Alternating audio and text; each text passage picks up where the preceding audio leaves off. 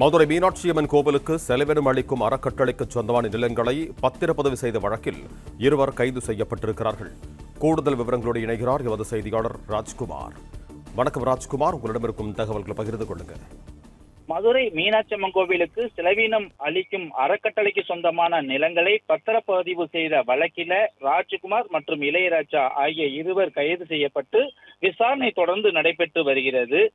பழனி வழக்கு போல இந்த வழக்கையும் சிபிசிஐடி விசாரணை செய்தால் இன்னும் பல உண்மைகள் வெளிவரும் என தன்னார்வலர்களும் கோரிக்கை வைத்து வருகிறார்கள்.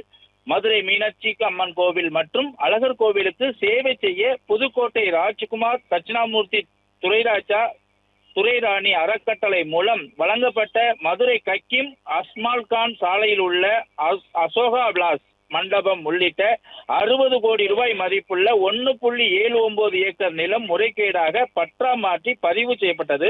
அந்த பத்திரப்பதிவு செய்யப்பட்ட விவகாரமானது தற்போது விஸ்வரூபம் எடுத்திருக்கிறது. இது குறித்து மீனாட்சியம்மன் கோவில் இணை ஆணையர் செல்லத்துறை அளித்த புகாரின் கீழ் மதுரை மத்திய குற்றப்பிரிவு காவல்துறையினர் வழக்கு பதிவு செய்து விசாரணை நடத்தி வருகின்றனர்.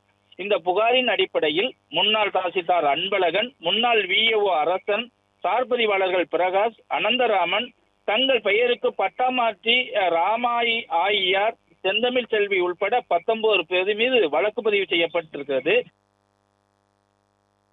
நன்றி ராஜ்குமார், உங்க தகவல்களுக்கு.